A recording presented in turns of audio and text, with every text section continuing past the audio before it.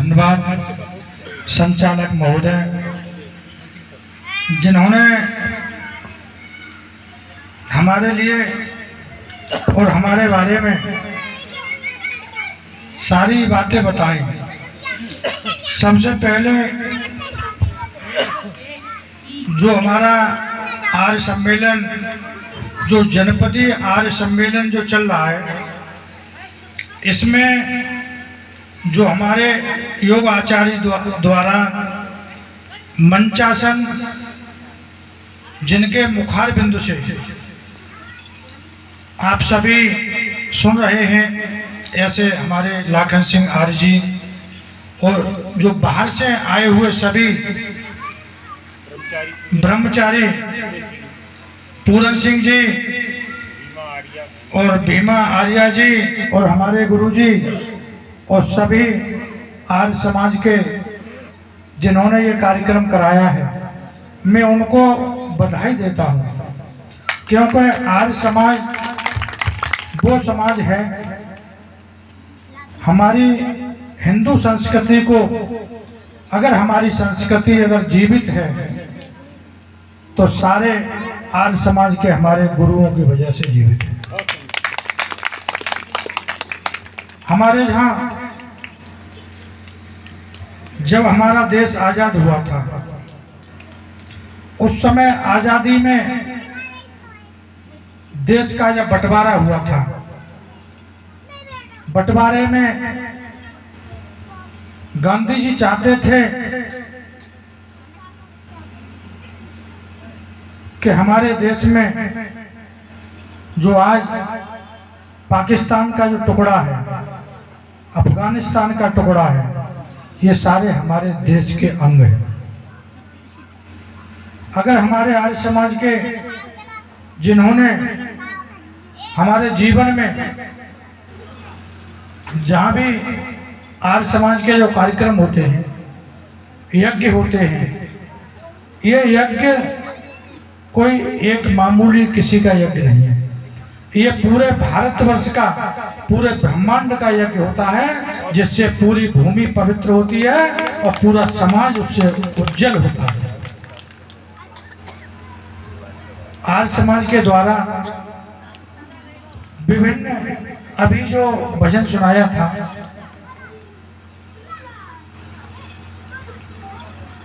उसमें आपने कुछ सीखा।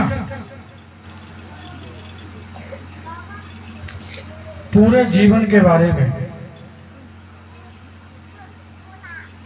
सारे सनातन धर्म को मानने वाले लोग इस समाज से, यहाँ से कुछ न कुछ अवश्य सीख करके जाएं। अपने जीवन में कुछ बातों को यहाँ से धारण करें। अपने मन में जो शिक्षा के बारे में, इसकी शिक्षा वो चीज है, इसमें कोई अगर बंटवारा भी नहीं होता है। अगर किसी के 4 बेटे हैं और उस पर अगर 10 बीघा जमीन है, तो जमीन तो जब पिताजी के न होने पर चारों भाइयों के बराबर हो जाएगी। अगर एक भाई अच्छा पढ़ लिख जाता है और कहीं नौकरी करता है, तो वो उसकी सबसे कीमती पूंजी है। इसलिए शिक्षा पर विशेष ध्यान देना चाहिए। और हमारे आर्य समाज के विद्यालय भी हैं। सरकार ने, मैं तो यहाँ की बात कर रहा हूँ, यहाँ पर भी काफी विद्यालय हैं। पहलादपुर पर हमारी बहन जी धाड़ा जी, उन्होंने अपना जीवन पूरा आर्य समाज के लिए त्याग किया है। उसमें बहुत अच्छी शिक्षा दी जाती है और साथ निःशुल्क शिक्षा दी जाती है। तो हमारे जो गरीब परिवार के लोग हैं, अपने बच्चों को शिक्षा अच्छी नहीं दिला पाते हैं, पैसे का अभाव हो सकता है, लेकिन शिक्षा जब आपको फ्री मिलती है तो अपने बच्चों को उस विद्यालय में भेजने का काम करें। क्योंकि जिस देश में शिक्षा की कमी होती है वो देश कभी आगे नहीं बढ़ सकता है, उन्नति नहीं कर सकता है। 2047 के बाद जब हमारे देश में आज़ादी हुई, हमारा देश आज़ाद हुआ 1947 1947 में। उसके बाद आज तक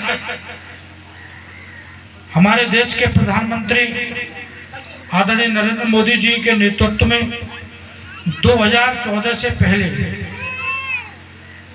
और 2014 के बाद आज पूरे देश में क्या स्थिति है। 2014 से पहले हमारा देश 12वें स्थान पर था। जब देशों में कंपटीशन होता था तो हमारे देश के प्रधानमंत्री वहाँ जाते थे तो उनको जब नंबर आता था, गिनती होती थी पहले नंबर पर कौन है, तो उस समय हमारे देश का 12वां स्थान था।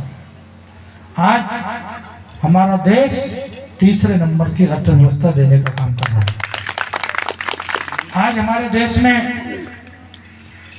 स्वदेशी जिस तरह से हम आर्य समाज को मानते हैं, स्वदेशी हमारे ही देश की जो धरोहर है, आर्य समाज के माध्यम से अभी दीपावली पर हमारे उत्तर प्रदेश के मुख्यमंत्री आदरणीय योगी जी ने और देश के प्रधानमंत्री आदरणीय नरेंद्र मोदी जी ने ये एक आह्वान किया था कि हम दीपावली पर स्वदेशी वस्तुओं को खरीदेंगे। अपने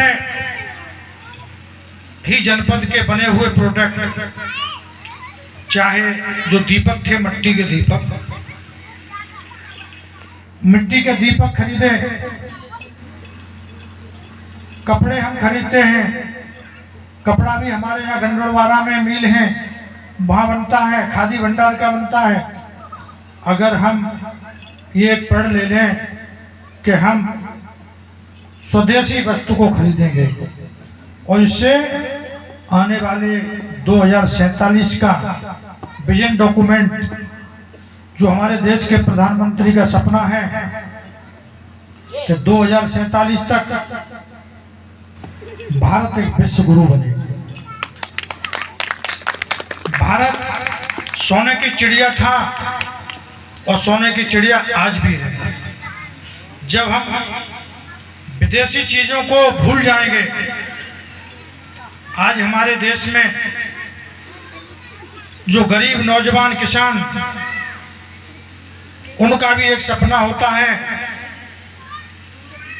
गरीब किसान चाहता है कि हवाई चप्पल पहनने वाला व्यक्ति, गांव के गलियारे से गुजरने वाला व्यक्ति, वो भी किसी दिन हवाई जहाज की यात्रा करे और हवाई जहाज में बैठने का उसका भी सपना पूरा हो।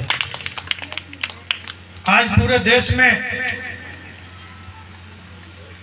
16 एयरपोर्ट हमारे यहाँ पर जहाँ से हवाई जहाज जाते हैं।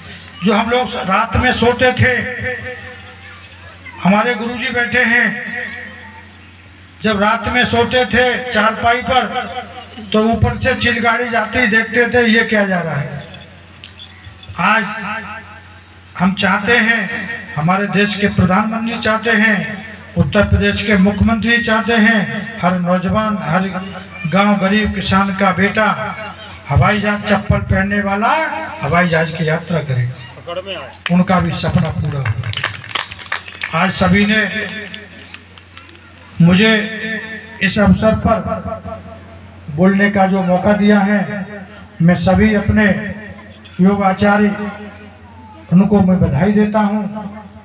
और मुझे आने में थोड़ा विलम्ब हुआ था, फाटक लग गया था, तो मैंने कहा था मैं अभी 15 मिनट में आ जाऊंगा, लेकिन जब फाटक खुला तो थोड़ा समय लग गया। मैं इसके लिए आप सभी से क्षमा चाहता हूं और पुनः अपनी वाणी को विराम दूंगा। जय हिंद, जय भारत, जय श्री राम। और अभी एक आपको मैं नई एक खुशखबरी देना चाहता हूं। जो बढ़ानी के लिए जो रोड की एक मांग थी, वो रोड शासन से पास हो गया है और उसका टेंडर अभी इसी हफ्ते में लग जाएगा और ये रोड मार्च तक बन के तैयार हो जाएगा।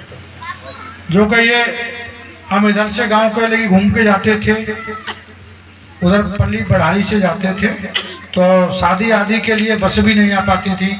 अगर किसी की बारात जाती हमारे भाई की, तो वो बारात की बस वहाँ खड़ी होती थी बढ़ारी पर, यहाँ से पैदल जाना पड़ता तो यहाँ से पैदल जाना पड़ता था।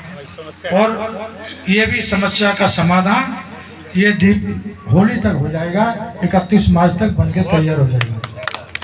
और अभी हमारे जो नौजवान हमारे युवा हैं, उन्होंने एक मेरे सामने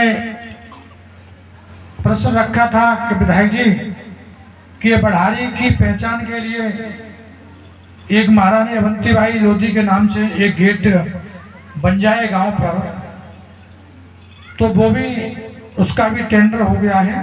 रोड के साथ साथ गेट और ये रोड गेट तो इधर बताया था बम्बे की तरफ, तो उसका भी टेंडर हो गया है। वो भी 1 महीने के अंदर, 1-1.5 महीने में बन के तैयार हो जाएगा। मैं इन्हीं शब्दों के साथ पुनः सभी को धन्यवाद देता हूँ, सभी को चरणवंदन करता हूँ, सभी का स्वागत करता हूँ। जय हिंद, जय भारत, जय श्री राम। बहुत बहुत धन्यवाद विधायक जी का। ये जो कन्या गुरुकुल है प्रहलादपुर में, प्रहलादपुर से विधायक जी बहुत अच्छी तरह से परिचित हैं। इस गुरुकुल की जो स्थापना है वह ऐसे गुरुकुल के माध्यम से है जो ओलंपिक में भी बेटियां पदक लाई, तो यहाँ भी ऐसे ही बेटियां तैयार हो रही हैं। और विधायक जी का पूरा पूरा समर्थन, बुलाएं बिना बुलाएं, में निवेदन समझे, आदेश समझे, उस गुरुकुल के आप अपने आप को संरक्षक समझे। हम सब लोग उसके कार्यकर्ता, संरक्षक और वो हैं। हम लोग भाषण देते थे ब्रह्मचारी जी, तो बहन जी ने मुझे कहा कि